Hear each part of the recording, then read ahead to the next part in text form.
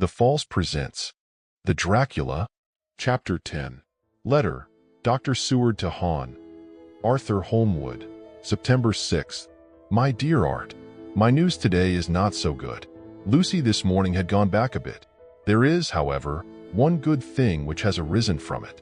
Mrs. Westenra was naturally anxious concerning Lucy and has consulted me professionally about her. I took advantage of the opportunity and told her that my old master, Van Helsing, the great specialist, was coming to stay with me, and that I would put her in his charge conjointly with myself. So now we can come and go without alarming her unduly, for a shock to her would mean sudden death, and this, in Lucy's weak condition, might be disastrous to her. We are hedged in with difficulties, all of us, my poor fellow, but, please God, we shall come through them all right. If any need I shall write, so that, if you do not hear from me, take it for granted that I am simply waiting for news in haste. Yours ever, John Seward. Dr. Seward's Diary. 7 September. The first thing Van Helsing said to me when we met at Liverpool Street was, "Have you said anything to our young friend, to lover of her?" "No," I said. "I waited till I had seen you, as I said in my telegram. I wrote him a letter simply telling him that you were coming, as Miss Westenra was not so well, and that I should let him know if need be." "Right, my friend," he said. "Quite right. Better he not know as yet. Perhaps he will never know. I pray so, but if it be needed, then he shall know all. And, my good friend John, let me caution you. You deal with the madmen.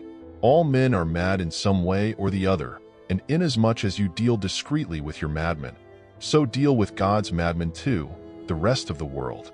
You tell not your madmen what you do, nor why you do it. You tell them not what you think.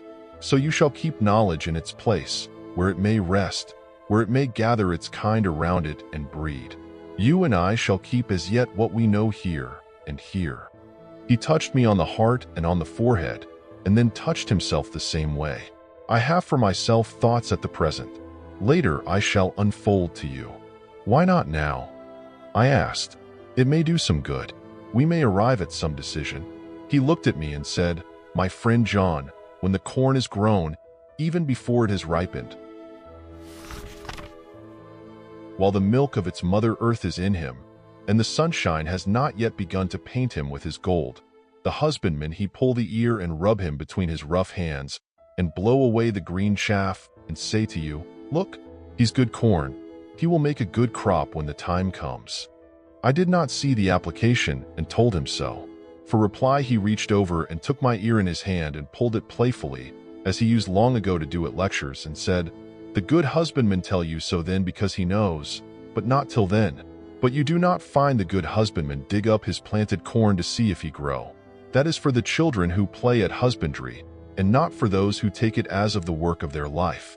See you now, friend John? I have sown my corn, and nature has her work to do in making it sprout. If he sprout at all, there's some promise, and I wait till the ear begins to swell." He broke off, for he evidently saw that I understood. Then he went on gravely, "You were always a careful student, and your casebook was ever more full than the rest, and I trust that good habit have not failed. Remember, my friend, that knowledge is stronger than memory, and we should not trust the weaker. Even if you have not kept the good practice, let me tell you that this case of our dear miss is one that may be, mind, I say may be, of such interest to us and others that all the rest may not make him kick the beam, as your people say. Take then good note of it. Nothing is too small. I counsel you, put down in record even your doubts and surmises. Hereafter it may be of interest to you to see how true you guess. We learn from failure, not from success. When I described Lucy's symptoms, the same as before, but infinitely more marked, he looked very grave, but said nothing. He took with him a bag in which were many instruments and drugs, the ghastly paraphernalia of our beneficial trade, as he once called, in one of his lectures, the equipment of a professor of the healing craft. When we were shown in, Mrs. Westenra met us. She was alarmed, but not nearly so much as I expected to find her. Nature, in one of her beneficent moods, has ordained that even death has some antidote to its own terrors.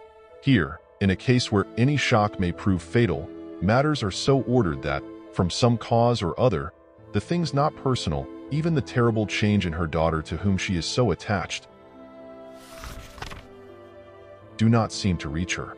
It is something like the way Dame Nature gathers round a foreign body an envelope of some insensitive tissue which can protect from evil that which it would otherwise harm by contact. If this be an ordered selfishness, then we should pause before we condemn anyone for the vice of egoism, for there may be deeper root for its causes than we have knowledge of. I used my knowledge of this phase of spiritual pathology and set down a rule that she should not be present with Lucy or think of her illness more than was absolutely required. She assented readily, so readily that I saw again the hand of nature fighting for life. Van Helsing and I were shown up to Lucy's room. If I was shocked when I saw her yesterday, I was horrified when I saw her today. She was ghastly, chalkily pale. The red seemed to have gone even from her lips and gums, and the bones of her face stood out prominently. Her breathing was painful to see or hear. Van Helsing's face grew set as marble, and his eyebrows converged till they almost touched over his nose. Lucy lay motionless, and did not seem to have strength to speak, so for a while we were all silent. Then Van Helsing beckoned to me, and we went gently out of the room. The instant we had closed the door, he stepped quickly along the passage to the next door, which was open. Then he pulled me quickly in with him and closed the door. "My God," he said, "this is dreadful. There is not time to be lost. She will die for sheer want of blood to keep the heart's action as it should be. There must be a transfusion of blood at once. Is it you or me? I am younger and stronger, Professor. It must be me. Then get ready at once. I will bring up my bag. I am prepared." I went downstairs with him, and as we were going there was a knock at the hall door. When we reached the hall, the maid had just opened the door, and Arthur was stepping quickly in. He rushed up to me, saying in an eager whisper, "Jack, I was so anxious. I read between the lines of your letter and have been in an agony. The dad was better, so I ran down here to see for myself. Is not that gentleman Dr. Van Helsing? I am so thankful to you, sir, for coming." When first the professor's eye had lit upon him, he had been angry at his interruption at such a time. But now, as he took in his stalwart proportions and recognized the strong young manhood which seemed to emanate from him, his eyes gleamed. Without a pause, he said to him as he held out his hand, "Sir, you have come in time. You are the lover of our dear miss. She is bad, very, very bad. Nay, my child, do not go like that." For he suddenly grew pale and sat down in a chair almost fainting. "You are to help her. You can do more than any that live, and your courage is your best help." "What can I do?" asked Arthur hoarsely. "Tell me, and I shall do it. My life is hers, and I would give the last drop of blood in my body for her." The professor has a strongly humorous side, and I could from old knowledge detect a trace of its origin in his answer. "My young sir, I do not ask so much as that, not the last. What shall I do?" There was fire in his eyes, and his open nostrils quivered with intent. Van Helsing slapped him on the shoulder. "Come," he said, "you are a man, and it is a man we want. You are better than me, better than my friend John." Arthur looked bewildered, and the professor went on by explaining in a kindly way. "Young Miss is bad, very bad. She wants blood, and blood she must have or die. My friend John and I have consulted, and we are about to perform what we call transfusion of blood, to transfer from full veins of one to the empty veins which pine for him. John was to give his blood, as he is the more young and strong than me." Here Arthur took my hand and wrung it hard in silence. "But now you are here, you are more good than us, old or young, who toil much in the world of thought. Our nerves are not so calm and our blood so bright than yours." Arthur turned to him and said, "If you only knew how gladly I would die for her, you would understand." He stopped with a sort of choke in his voice. "Good boy," said Van Helsing. "In the not so far off, you will be happy that you have done all for her you love. Come now and be silent. You shall kiss her once before it is done, but then you must go, and you must leave at my sign. Say no word to madam. You know how it is with her. There must be no shock. Any knowledge of this would be one. Come." We all went up to Lucy's room. Arthur by direction remained outside. Lucy turned her head and looked at us, but said nothing. She was not asleep. but she was simply too weak to make the effort. Her eyes spoke to us, that was all. Van Helsing took some things from his bag and laid them on a little table out of sight. Then he mixed a narcotic and, coming over to the bed, said cheerily, "Now, little miss, here is your medicine. Drink it off like a good child. See, I lift you so that to swallow is easy." Yes, she had made the effort with success. It astonished me how long the drug took to act. This, in fact, marked the extent of her weakness. The time seemed endless until sleep began to flicker in her eyelids. At last, however, the narcotic began to manifest its potency, and she fell into a deep sleep. When the professor was satisfied, he called Arthur into the room and bade him strip off his coat. Then he added, "You may take that one little kiss whilst I bring over the table. Friend John, help to me." So neither of us looked whilst he bent over her. Van Helsing, turning to me, said, "He is so young and strong, and of blood so pure that we need not defibrillate it." Then with swiftness, but with absolute method, Van Helsing performed the operation. As the transfusion went on, something like life seemed to come back to poor Lucy's cheeks, and through Arthur's growing pallor the joy of his face seemed absolutely to shine. After a bit, I began to grow anxious, for the loss of blood was telling on Arthur, strong man as he was. It gave me an idea of what a terrible strain Lucy's system must have undergone, that what weakened Arthur only partially restored her. But the professor's face was set, and he stood watch in hand, and with his eyes fixed now on the patient and now on Arthur. I could hear my own heart beat. Presently, he said in a soft voice, "Do not stir an instant. It is enough. You attend him. I will look to her." When all was over, I could see how much Arthur was weakened. I dressed the wound and took his arm to bring him away, when Van Helsing spoke without turning round. "The man seems to have eyes in the back of his head. The brave lover, I think, deserve another kiss, which he shall have presently." And as he had now finished his operation, he adjusted the pillow to the patient's head. As he did so, the narrow black velvet band which she seems always to wear round her throat, buckled with an old diamond buckle which her lover had given her, was dragged a little up and showed a red mark on her throat. Arthur did not notice it, but I could hear the deep hiss of indrawn breath, which is one of Van Helsing's ways of betraying emotion. He said nothing at the moment, but turned to me, saying, "Now take down our brave young lover, give him of the port wine, and let him lie down a while. He must then go home and rest, sleep much and eat much, that he may be recruited of what he has so given to his love. He must not stay here. Hold a moment. I may take it, sir, that you are anxious of result. Then bring it with you, that in all ways the operation is successful. You have saved her life this time, and you can go home and rest easy in mind that all that can be is. I shall tell her all when she is well. She shall love you none the less for what you have done. Goodbye." When Arthur had gone, I went back to the room. Lucy was sleeping gently, but her breathing was stronger. I could see the counterpane move as her breast heaved. By the bedside sat Van Helsing, looking at her intently. The velvet band again covered the red mark. I asked the professor in a whisper, "What do you make of that mark on her throat? What do you make of it?" "I have not examined it yet," I answered, and then and there proceeded to loose the band. Just over the external jugular vein there were 2 punctures, not large, but not wholesome looking. There was no sign of disease, but the edges were white and worn looking, as if by some trituration. It at once occurred to me that this wound, or whatever it was, might be the means of that manifest loss of blood. But I abandoned the idea as soon as it formed, for such a thing could not be.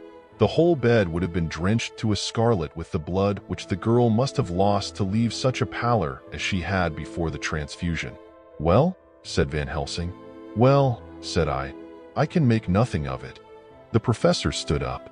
"I must go back to Amsterdam tonight," he said. "There are books and things there which I want.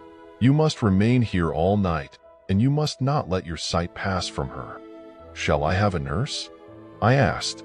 "We are the best nurses, you and I. You keep watch all night. See that she is well fed, and that nothing disturbs her. You must not sleep all the night. Later on we can sleep, you and I. I shall be back as soon as possible, and then we may begin. May begin? I said, "What on earth do you mean?" "We shall see," he answered as he hurried out. He came back a moment later and put his head inside the door and said with a warning finger held up, "Remember, she is your charge. If you leave her and harm befall, you shall not sleep easy hereafter." Dr. Seward's diary continued. 8 September.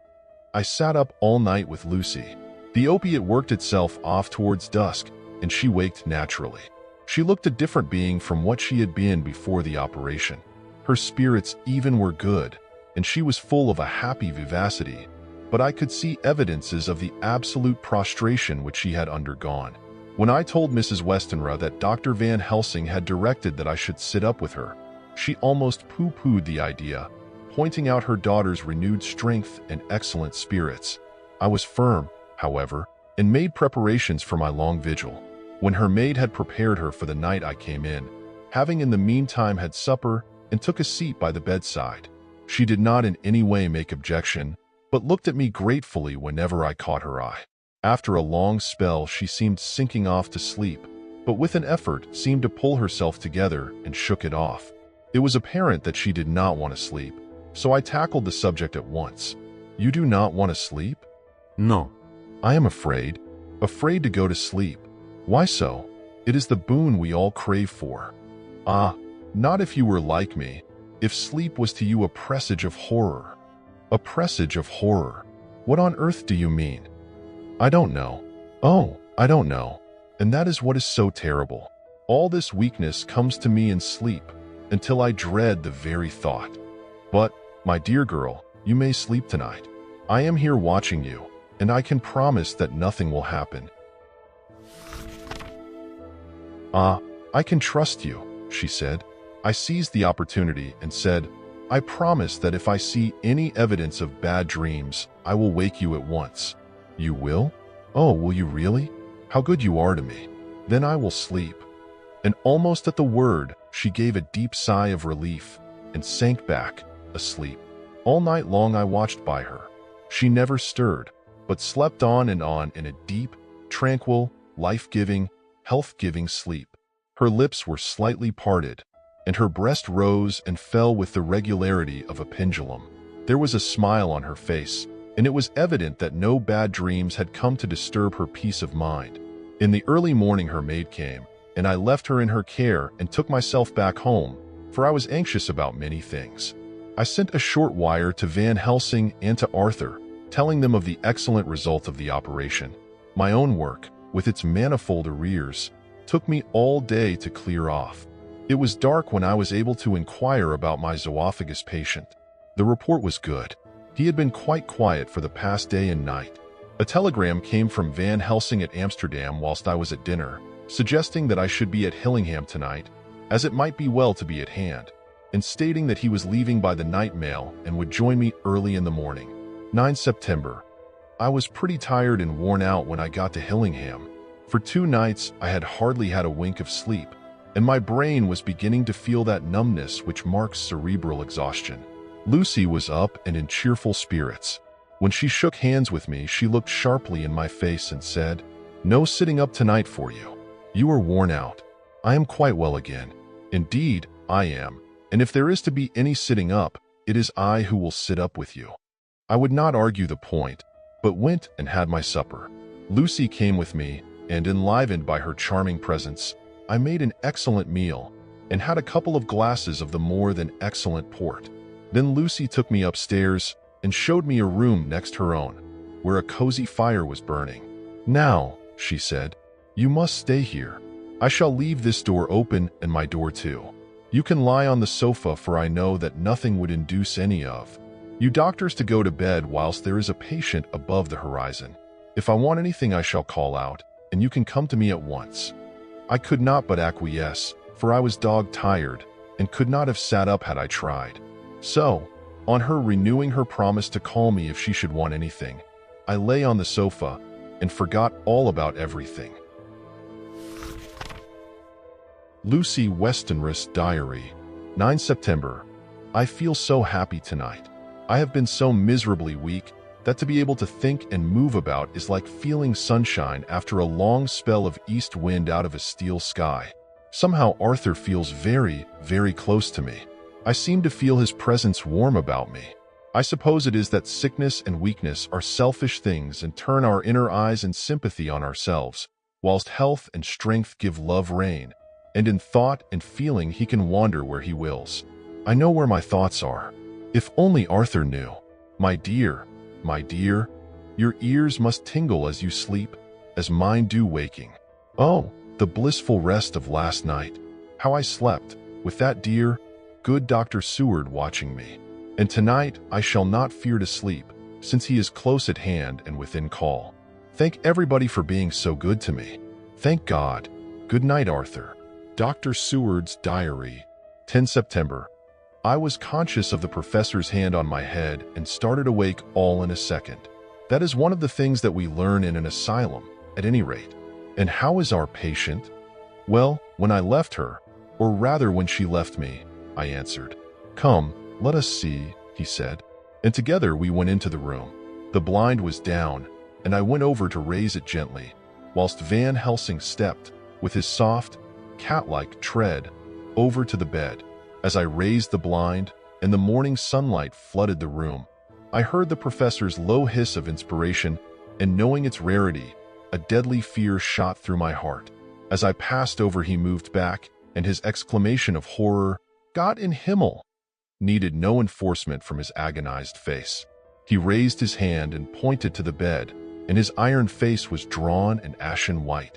I felt my knees begin to tremble. There on the bed, seemingly in a swoon, lay poor Lucy, more horribly white and wan-looking than ever.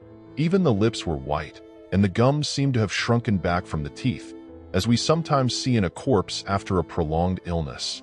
Van Helsing raised his foot to stamp in anger, but the instinct of his life and all the long years of habit stood to him, and he put it down again softly. Quick, he said, bring the brandy. I flew to the dining room and returned with the decanter. He wetted the poor white lips with it, and together we rubbed palm and wrist and heart. He felt her heart, and after a few moments of agonizing suspense said, It is not too late. It beats, though but feebly. All our work is undone. We must begin again.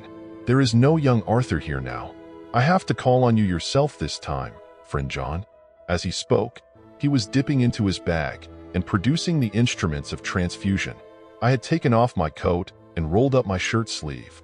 There was no possibility of an opiate just at present, and no need of one. And so, without a moment's delay, we began the operation.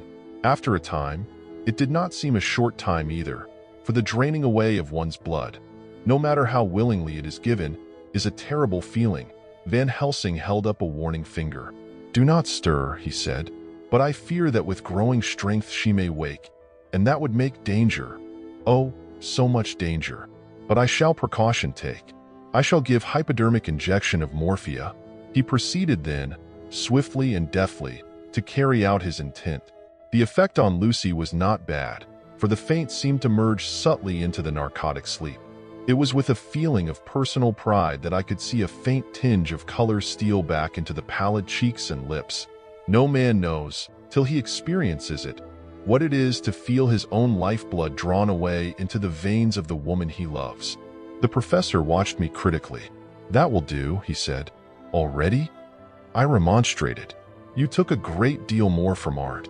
To which he smiled a sad sort of smile as he replied, He is her lover, her fiancé. You have work, much work to do for her and for others, and the present will suffice.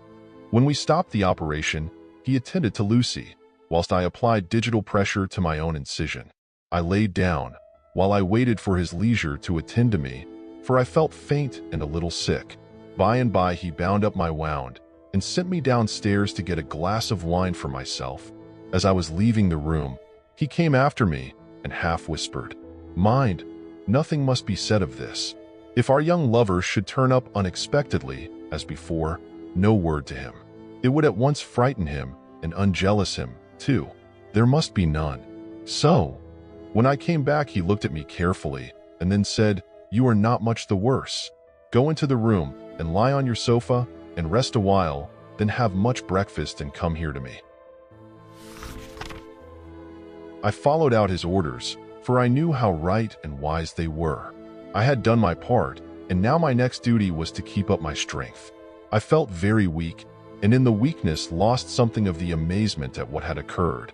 I fell asleep on the sofa, however, wondering over and over again how Lucy had made such a retrograde movement, and how she could have been drained of so much blood with no sign anywhere to show for it.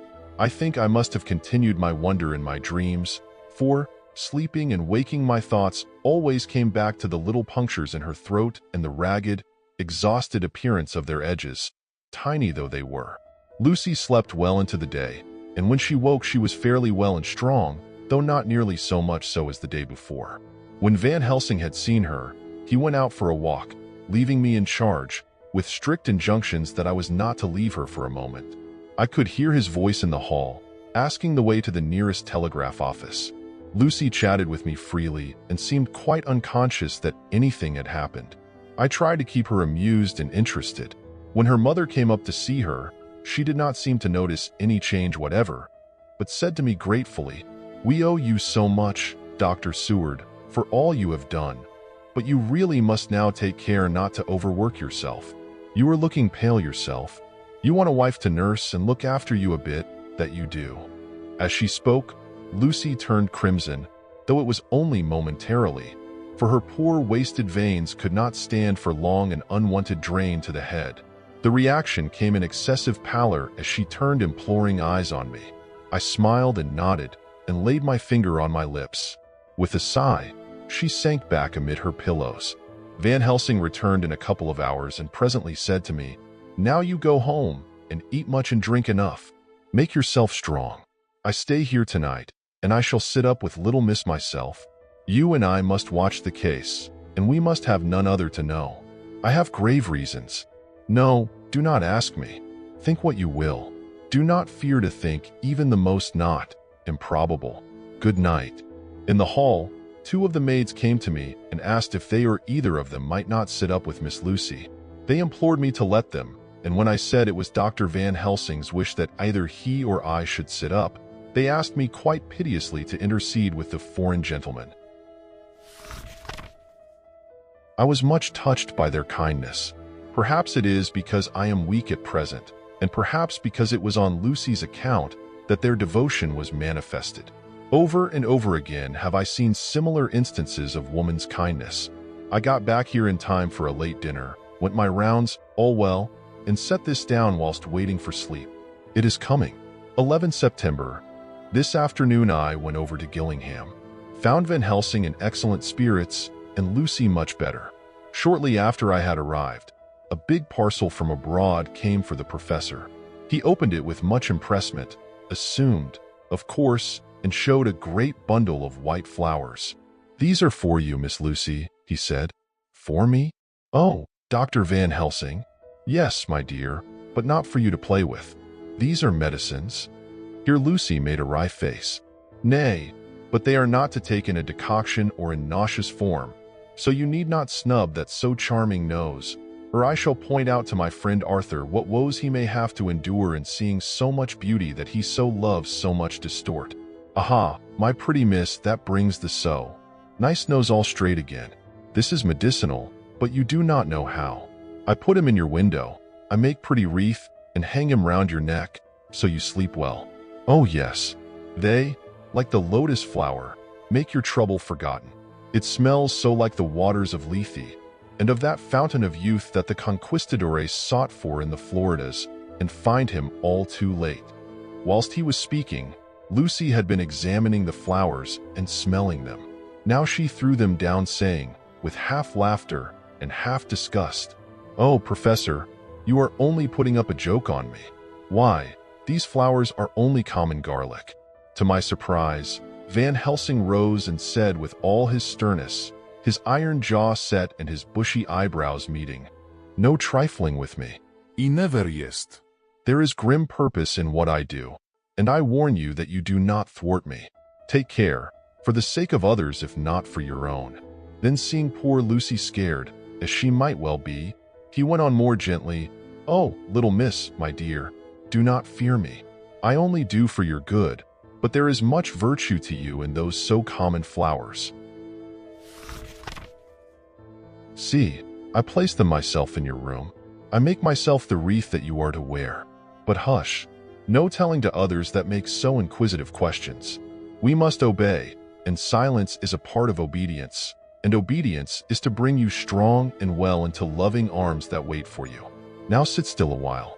Come with me, friend John, and you shall help me deck the room with my garlic, which is all the way from Haarlem, where my friend Vanderpool raised herb in his glass houses all the year. I had to telegraph yesterday, or they would not have been here.